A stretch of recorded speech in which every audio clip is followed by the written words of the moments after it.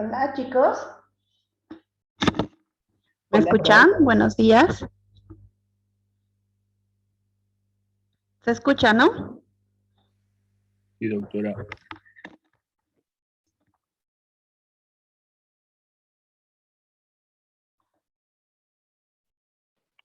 Buenos días, doctora.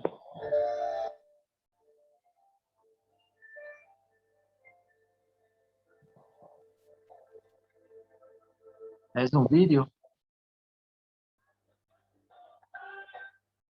Las personas de las que se dice que tienen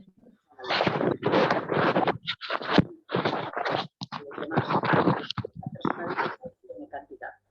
Nunca es ni mucha ni poca. Todos tenemos una, la nuestra, distinta a las demás. La que define todo lo que somos, cómo y cómo nos gustaría ser.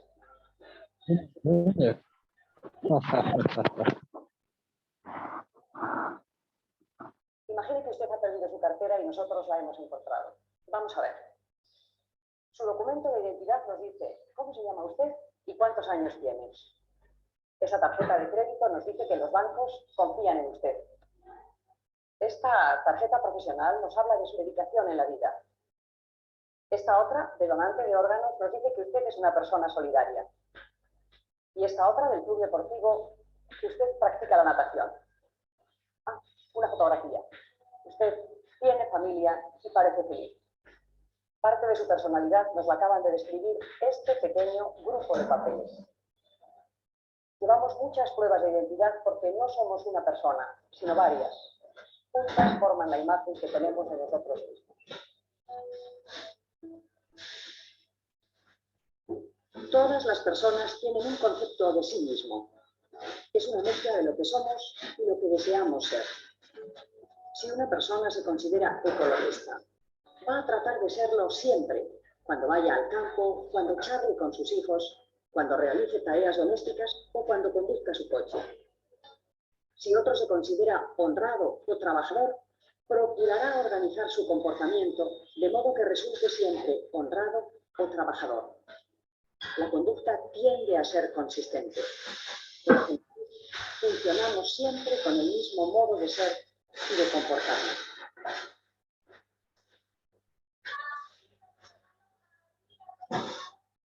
El concepto de uno mismo empieza a formarse desde niños. En casa o en la escuela nos regañaban o nos premiaban y por eso sabíamos que éramos traviesos o estudiosos, simpáticos, mentirosos, responsables o gamberros. Más adelante empezamos a imitar comportamientos y actitudes de aquellos a los que consideramos importantes. Los padres, hermanos mayores, algunos maestros, personajes históricos o a veces héroes de ficción. Así vamos construyendo poco a poco nuestra personalidad.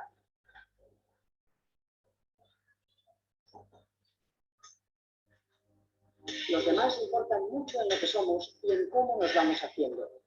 Primero porque les imitamos y además porque aceptamos como propia la imagen que ellos nos devuelven de nosotros mismos.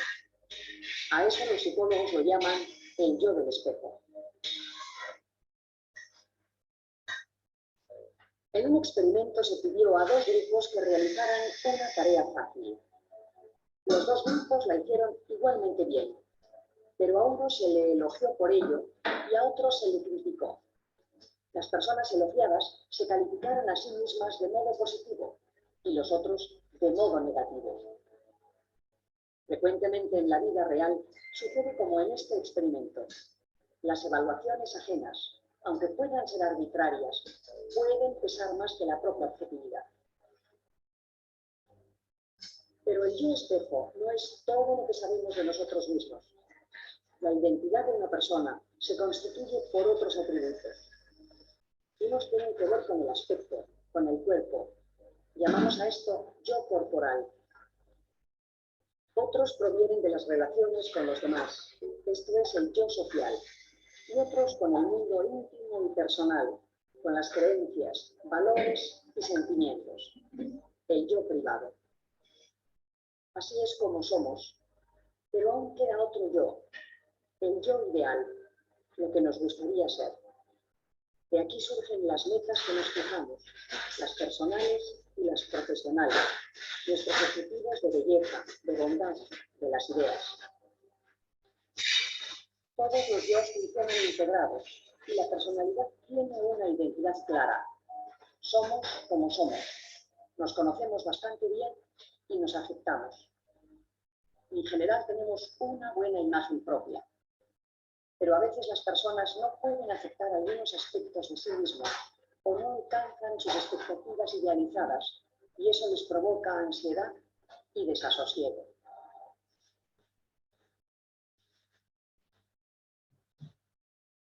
Constantemente nos estamos valorando a nosotros y a los demás.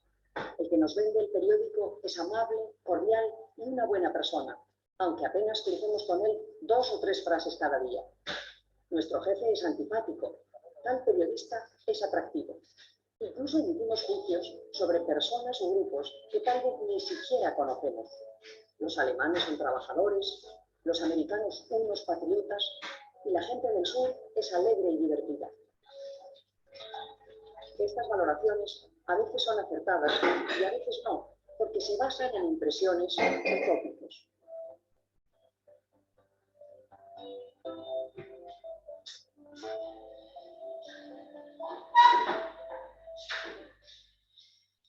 Los psicólogos se basan en métodos más científicos para evaluar la personalidad. No todos los puntos de vista son coincidentes, por eso existen diferentes teorías. Una de las más útiles para explicar la personalidad es la teoría de los rasgos. Algunas personas son amantes de emociones fuertes. Por ejemplo, subirían sin problemas a un parapente. Otros no lo harían de ningún modo. Pues bien, a unos y a otros les diferencia una característica de su personalidad, un rasgo. Unos son valientes u osados, según cómo se mire, y otros son prudentes o miedosos. Un rasgo es un modo de comportarnos, una predisposición a actuar, que se manifiesta siempre o casi siempre. Todos hemos sido atrevidos alguna vez, pero ¿lo somos habitualmente? ¿Es la osadía un rasgo de nuestro carácter?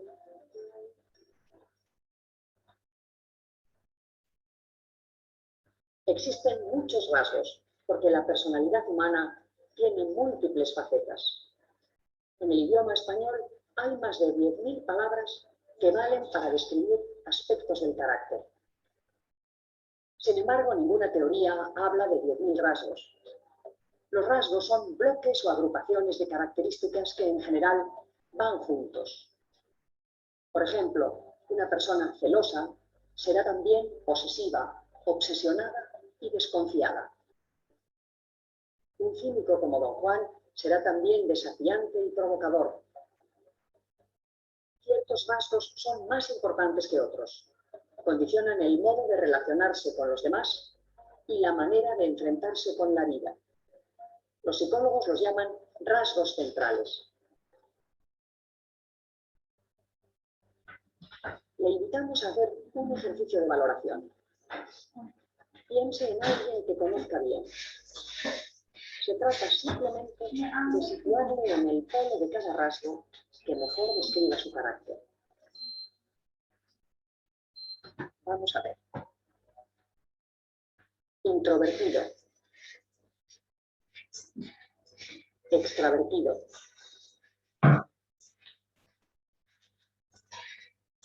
Tímido. Seguro de sí mismo. Impulsivo. Controlado.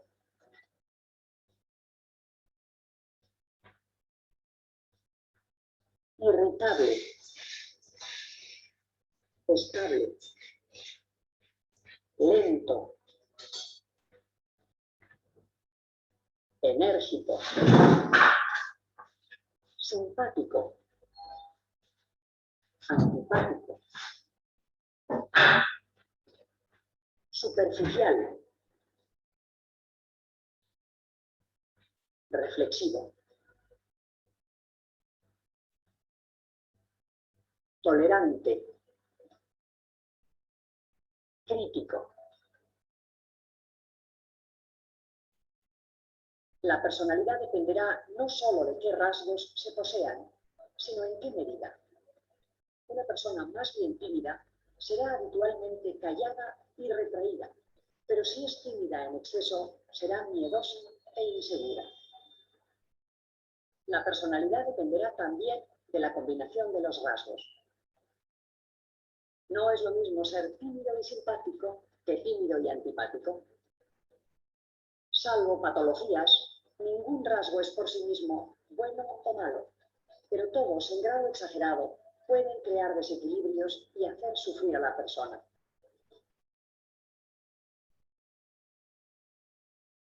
Otra de las teorías que explican la personalidad y de la que usted seguramente habrá oído hablar es el psicoanálisis.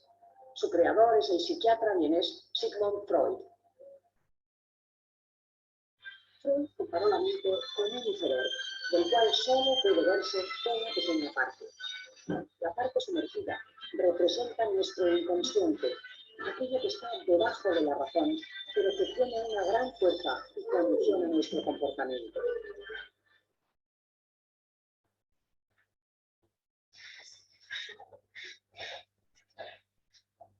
Constantemente se enfrentan en nuestro interior dos fuerzas inconscientes, nuestras obligaciones y deberes, y lo que en realidad nos apetece, que suele ser bien distinto.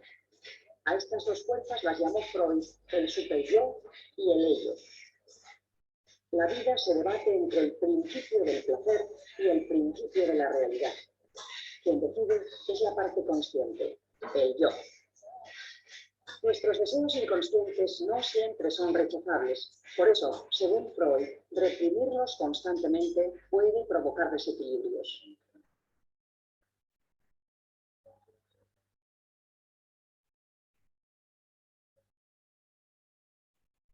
Aunque el psicoanálisis es una teoría controvertida, dos de sus ideas resultan indiscutibles en psicología.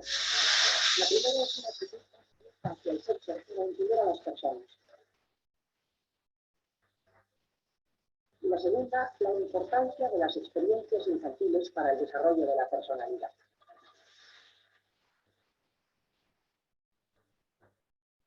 Pero también hay otros modos de entender al ser humano. Para otros psicólogos, la fuerza que configura nuestra personalidad es el impulso de poder. Esta es Gail Devers, una atleta excepcional, campeona olímpica y campeona del mundo. Sin embargo, su infancia transcurrió en una silla de ruedas, víctima de una parálisis. Los sentimientos de inferioridad físicos, psíquicos o sociales vividos durante la infancia marcan para siempre la mayor parte de las motivaciones humanas.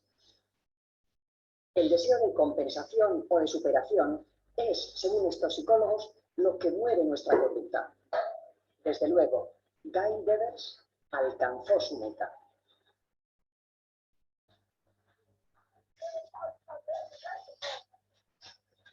A veces este deseo de poder no es bueno, es desmedido o es loco, o puede conllevar un exceso de ambición sin ética y sin escrúpulos.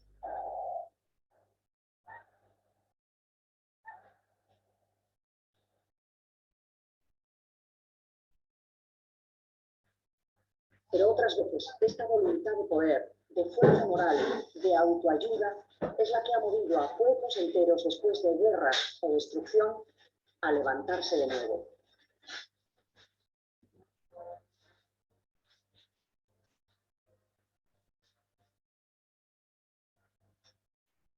El impulso de poder nos hace tener un pensamiento positivo y la sensación de que somos capaces de superar las dificultades y conducir nuestra propia historia.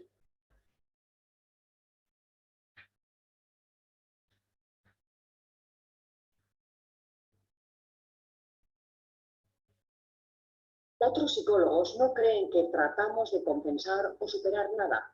Opinan que las personas buscamos simplemente una realización personal.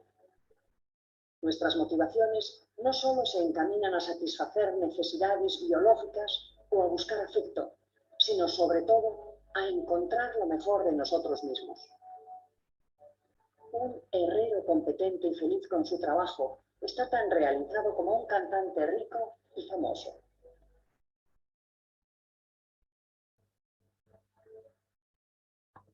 Cualquier persona puede llegar a realizarse plenamente. Algunas, sin embargo, se bloquean. Esto, como veíamos al principio, tiene que ver con la imagen de sí mismos. Tan importante es ponerse metas como aceptarse.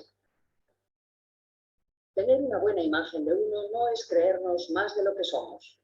Es simplemente conocernos, saber explotar nuestras posibilidades y dar lo mejor de nosotros disfrutando con ello.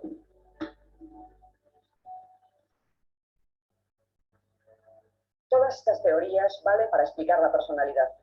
Algunas son muy distintas entre sí. Podrían parecer contradictorias, pero no lo son. Solo difieren en sus puntos de vista. Y a partir de todas ellas se puede explicar, analizar y valorar la personalidad. Algo fundamental para muchas cosas, entre otras para predecir el comportamiento y el desempeño de una profesión. Si una persona es descontrolada, inestable o nerviosa, no le contratarían como piloto. No podría estar nunca a los mandos de ese avión. Lo que desde luego nos tranquiliza mucho a los que dentro de un rato vamos a viajar aquí. En la actualidad, el estudio de la personalidad no solo es habitual en el ámbito profesional. Casi todos los sistemas judiciales del mundo utilizan los métodos de evaluación del carácter para conocer el grado de responsabilidad imputable a una persona en un delito, lo que puede suponer agravante o eximente de la pena. También cuando se trate de una adopción o de otorgar la custodia de los hijos.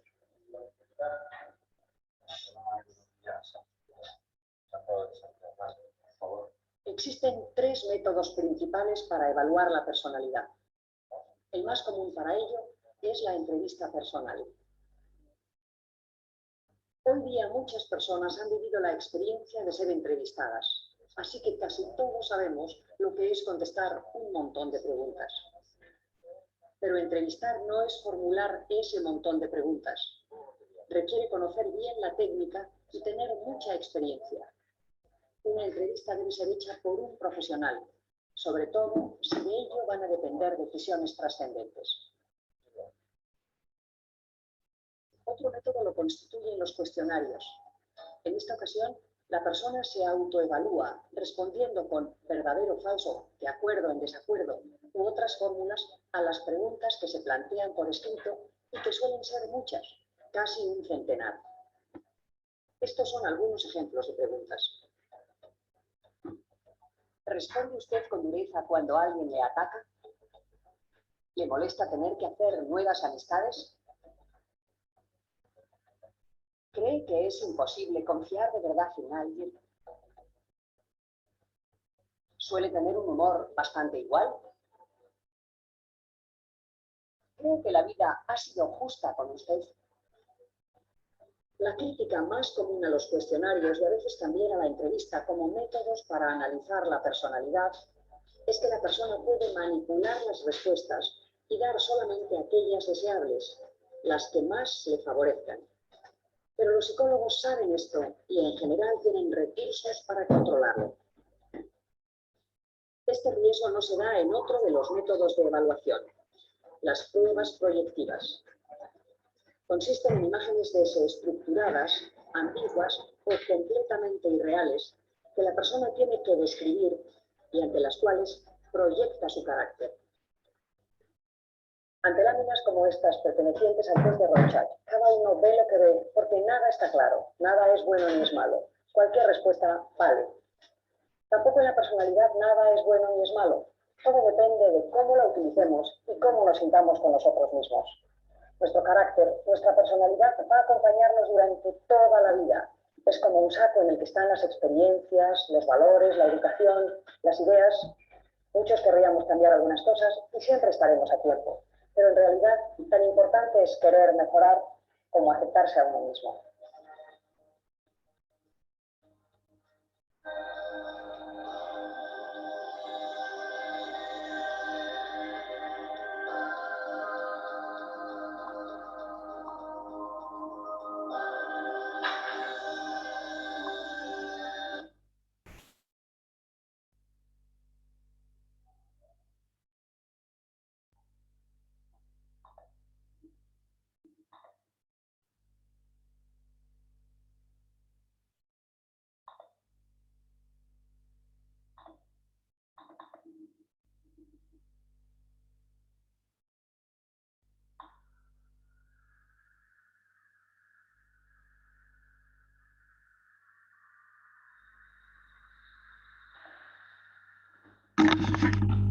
Hola, ¿se me escucha, chicos? Yeah. Sí, doctora. Ya. Entonces, en ese video es como y un repaso de lo que vimos ayer, ¿no? Y se dice que hay varias teorías y varios autores de lo que van describiendo que es personalidad. Ayer nos quedamos en esto, que era el ello, que era el yo, el super yo, ¿no? La dinámica de estas tres partes que tienen para poder determinar nuestra personalidad, ¿no? Y vimos también algunos mecanismos psicológicos de defensa. La represión, la formación reactiva, desplazamiento, negación, racionalización, regresión, proyección. Ahora, según Freud, también hemos revisado cómo se va desarrollando la personalidad, ¿no? Hemos visto que se encuentra en la adaptación de la persona a las 4 etapas psicosexuales del desarrollo de la misma, que otorga una importancia, una relevancia al instinto sexual, ¿sí? Que da origen al líbido, diciendo la energía de los instintos de la vida. ¿En qué consistían estas fases del desarrollo psicosexual? Está en un momento determinado de la vida en la zona erógena de cada niño, ¿no? Desde que va naciendo, va cambiando esta área, este lugar donde va a producir placer y como relevancia como medio de satisfacción de impulsos.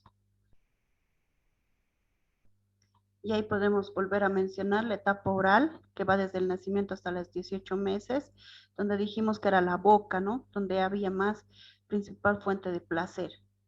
El destete es el principal conflicto. En el niño, o sea, no es que todo el tiempo mame porque tenga hambre, ¿no? Dice, no es que tiene hambre, es que tiene hambre. No, a veces se le da un chupón o está con el mismo pecho materno, pero no está succionando leche. Es el instinto de lactar, de mamar. El sentir eso le da placer ante dolores, ante situaciones de estrés, de apego, ¿no? Entonces, cuanto más frustrante le resulte al pequeño abandonar el pecho o el biberón, mayor será la fijación en esta etapa, ¿sí? ¿Qué tipos de fijaciones puede haber? Dependencia, pasividad, voracidad, preocupaciones orales. En la etapa anal, que va desde los 18 a los 3 años, hemos dicho que la excitación es en la mucosa intestinal. En la expulsión de las heces, en esa sensación de alivio y en el control de los esfínteres, ¿no? Poder controlar, no hacerse ver, determinar cuándo puede, cuándo no ir al baño, ¿no? Puede fijarse la libido en esta etapa y en la edad adulta manifestarán características como terquedad, obstinación, hostilidad, dependiendo cómo ha sido este proceso para el niño, ¿no? A veces por terquitos también de niños, ellos se vencen, no se pueden controlar, pero no quieren, ¿no? Precisamente porque no están haciendo el proceso adecuado los papás o las personas que están a cargo. Acá en las etapas de desarrollo, en la etapa fálica, que va desde los 3 hasta los 6 años, hemos visto, ¿no? Resumiendo el complejo de Edipo y el de Electra, donde todo giraba en relación al falo, donde había una atracción hacia el sexo opuesto, ¿no? Tanto del niño de la niña, pensando de que en el complejo de Electra la niña podía obtener el pene de su padre y el niño estar con la mamá. Pero esto se resuelve este conflicto. El niño ya se da cuenta, crece a los 6 años y denuncia a ese progenitor del sexo opuesto y tiene que buscar la identificación, ¿no? Dijimos que el niño a los 6, 7 años ya se da cuenta que es una niña, que es un niño y que se identifica ya con la mamá o con el papá, correspondientemente, ¿no? Etapa de latencia. Desde los 6 años a la pubertad. En este periodo desaparecen los sentimientos sexuales. Entonces, dijimos que aquí es donde están nuestros niños, más que todo estudiando, ¿no? Son los escolares, están aprendiendo y se aprovecha bastante esta edad para que puedan adquirir bastante durante el aprendizaje, ¿no? La etapa genital empieza con la pubertad y termina en la vejez. Resurgen los sentimientos sexuales, más que todo en la pubertad empiezan, pero una cosa es que esté sexualmente puede estar formado, pero maduramente no está en esta etapa, ¿no? Entonces, ahí es donde existen los problemas en la pubertad, ¿no? Los embarazos de adolescentes, y es tan ilógico lo que dicen, ¿no? Que una niña de 12 años puede dar consentimiento de una relación sexual. Eso es absurdo. O sea, si vamos viendo y a través de la ciencia, eso no puede ser correcto, ¿no? Entonces, ¿por qué? Porque no está terminada. A partir de los 18 años, sí, puede decidir sobre su cuerpo, está formada, tiene más ideas, sabe a lo que se está sometiendo. Pero un adolescente de 16, 17, 15, 14, 12 años, yo creo que acá es donde realmente en nuestra sociedad, nuestros representantes y expresidentes cometen un gran delito, ¿no? Entonces vamos a ir viendo las teorías tipológicas según Sheldon. Sí, él lo manifiesta de otra manera. Si me dan un segundito, por favor, ahorita empezamos.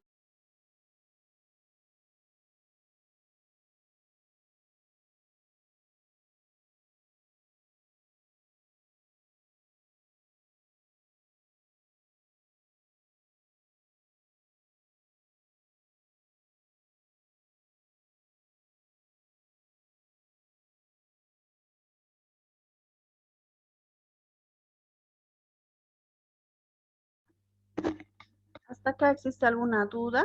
¿Alguna, alguna aclaración? ¿Se está escuchando, no? La presentación, chicos. Sí, Sí, doctora. doctora. Entonces, dentro de lo que dice Shelton, esto está en estas épocas más o menos, hasta 1977, descubrió que determinados tipos corporales corresponden a una determinada personalidad. Sí, el endomorfismo, por ejemplo, son formas suaves y redondas y está asociado a viscerotomía sociable, glotón, tiene un temperamento estable. El mesomorfismo fuerte, atlético, musculoso, asociado a somatotonía, dice agresivo, activo, dominante, valiente. Y el ectomorfismo alto, delgado, frágil, asociado a cerebrotonía, inhibidos, temeroso. Ahora, según Kreshner, el pícnico está asociado a extrovertido, sociable, expresivo, ¿sí? El atlético está asociado a activo y el leptosómico asociado a introvertido, solitario, imaginativo, idealista. Entonces, un poquito para ir aclarando estas ideas. Según Sheldon, aquí dice, ¿no? Este es el endomórfico, este es el ectomórfico, las personas así delgaditas, ¿no? Y este es el mesomórfico. Incluso se utiliza esta clasificación para poder ver si una persona está dentro de lo que corresponde a su peso. Según el índice de masa corporal, ¿cuál sería lo ideal, digamos? Al índice de masa corporal que tenemos que sacar. En salud ocupacional se va manejando también esta tablita y se va viendo de que lo ideal sería que todos estén así, ni muy flaquitos, ¿no? Que a veces están en la anorexia, ni muy gorditos. Y esto Sheldon lo asocia con la característica de la personalidad.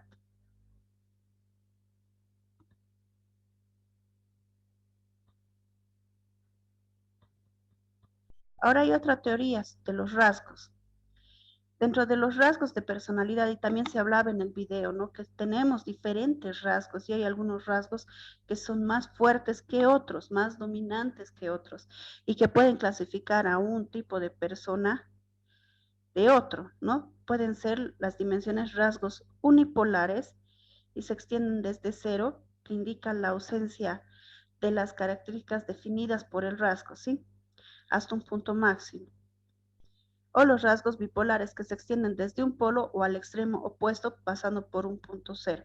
Es decir, que existe un equilibrio, existe un equilibrio dinámico, ¿no? Entonces, dentro de esto se puede clasificar dos grupos, el de rasgo único o el multirrasgo, ¿sí? Como sabemos, se centran en el rasgo único, en un papel que desempeñan una parte concreta de la estructura de la personalidad en la determinación de la conducta, ¿sí? Entonces, por ejemplo, un rasgo único en una persona Ahí mencionaba, ¿no? A don Juan Tenorio, ¿no? ¿Qué tipo de rasgo mencionaba en el video? Es una persona dominante, ¿no? Egoísta, egocéntrica. Multirrasgo explican la personalidad en función de un conjunto de rasgos. Todos los individuos participan de la misma estructura, pero difieren en cómo se configuran.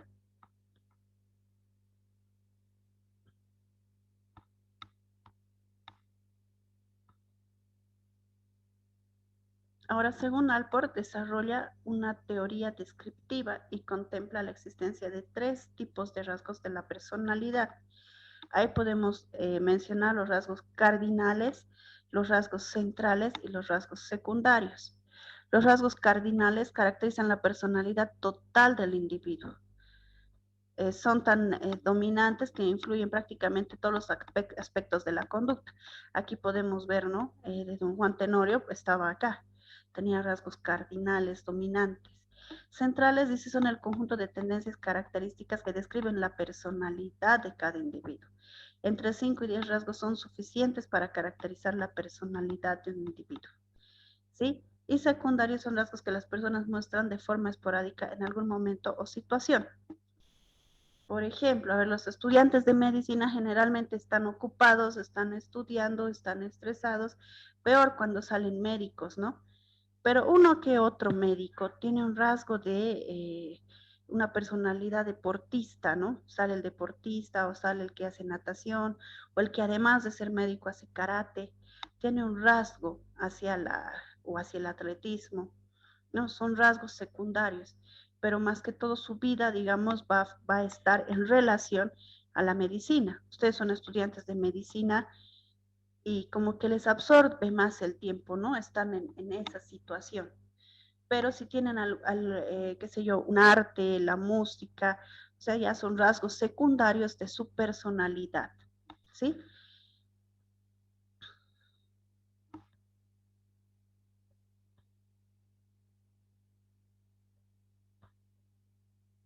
Entonces, ¿qué dicen Eysenck y Cattell? Plantea que los rasgos de personalidad, según Eysenck, pueden describirse en los siguientes términos: extraversión o introversión. Se define por la orientación de la persona hacia el mundo exterior, extrovertidos, ¿no? O bien hacia el mundo interior, introvertidos, ¿sí? O son extrovertidos o son introvertidos. Neuroticismo o estabilidad emocional. El neuroticismo se refiere a la inestabilidad o la habilidad de sentimientos, reacciones y estados de ánimo. Tenemos que ver cómo es nuestro paciente o tiene estabilidad emocional. Se caracteriza por el equilibrio y el control de las reacciones. Esto también se puede utilizar para poder valorar, ¿no? Al contratar a una persona, al hacer la entrevista. Y el psicoticismo, los sujetos situados en el extremo de esta dimensión describen como solitarios, despreocupados de las personas, pueden ser crueles, insensibles, con falta de sentimientos y empatía. Por ejemplo, aquí se puede describir a un criminal, un asesino en serie, no tiene este rasgo de personalidad. O puede estar, hay que ver cómo es su estabilidad emocional, si es extrovertido, tiene una estabilidad emocional, se le determinará algún tipo de trabajo que pueda sobrellevar, ¿no? Entonces, es muy importante poder determinar la personalidad. ¿Para qué nos sirve aprender todo este tipo de clasificaciones? Porque son varias, ¿no? Por lo menos tener una idea, saber que existen en medicina, porque también nos dicen, ¿no? El forense nos puede mandar que se le haga una valoración a un paciente, entonces nosotros tenemos que poder tener una idea de cómo es ese paciente, cuál es su personalidad, cuál es su carácter, cómo está en la consulta. Hablamos con el paciente en la consulta y él es el que tiene que responder, ¿no? Responder, dar los datos, los antecedentes, a veces es, por ejemplo, típico que si es una persona que está, ahora que hay tanta trata y tráfico de niñas, puede ir una niña acompañada de alguien y no le dejan ni hablar, no le dejan decir, entonces ya nos llama la atención, ¿no? Y obviamente que esto va pegado de la ley, Si nosotros notamos algo así, o es el marido el que no deja hablar y viene con moretones, entonces nosotros tenemos que tener en cuenta eso, la personalidad de la familia, del acompañante, de la paciente, porque puede ser una víctima, ¿no? Partiendo desde ese punto, o es que la paciente también para que pueda salir adelante según su patología.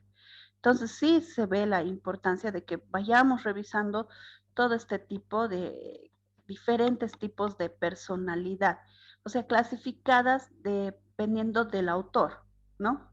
Es como decía en el video, se clasifica de diferentes maneras o se puede, según tal autor, yo creo que él es una persona extrovertida o no tiene estabilidad emocional, o yo lo clasifico como un psicoticismo que tiene este paciente y está dentro de esta clasificación. Eh, es válido, ¿no? Porque según autor, según un psicólogo. Entonces, Cattell ya considera 16 dimensiones básicas de personalidad. Entonces acá la personalidad del conductismo, dice teorías situacionistas. Aquí ya Michel en 1977 sistematiza los postulados del modelo situacionista, especificidad situacional de la conducta. La conducta es específica en función de la situación, ¿no? En relación a lo que es lo que va a pasar. Y eso veíamos más adelante, en relación a lo que es la persona y en relación a la situación, en realidad, es que se va a poder determinar cómo es la personalidad de una persona. No sé si se han dado cuenta en las películas o cuando hay alguna entrevista en la policía, les tratan de sacar información, los presionan, no tienen sus técnicas los policías para presionar a alguien, para que pueda hablar, para que pueda decir, ¿no? Entonces están manejando estos postulados, ¿no? Dependiendo la situación en la que se encuentre, si está diciendo la verdad o si está encubriendo algo, para poder sacar cuál es su personalidad, según la personalidad también que pueden ellos captar. Historia de aprendizaje del individuo, dice, ¿no? Según esto, el factor más importante en la determinación es el comportamiento en el reforzamiento, la regularidad de las situaciones. La consistencia en la conducta se explica por la regularidad existentes en las diversas situaciones.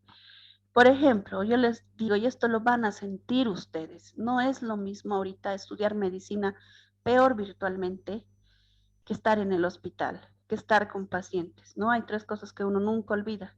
El primer cadáver que toca, el primer paciente que toca, que hace la semiología, que le hace la historia clínica, y el primer paciente que se nos muere, porque obvio que se nos va a morir alguien.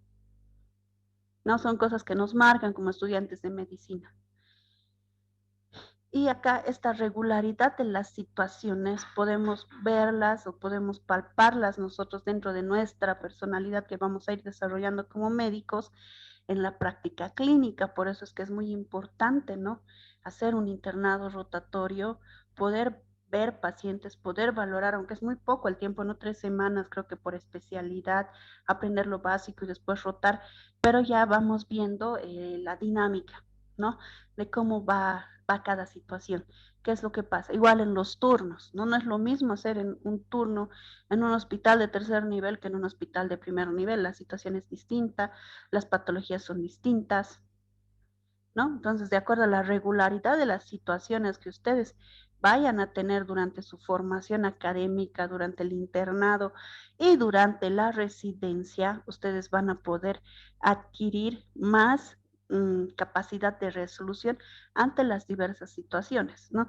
No es el primer paro que saco adelante, no es el primer apéndice que opero, no es la primera pancreatitis que interno,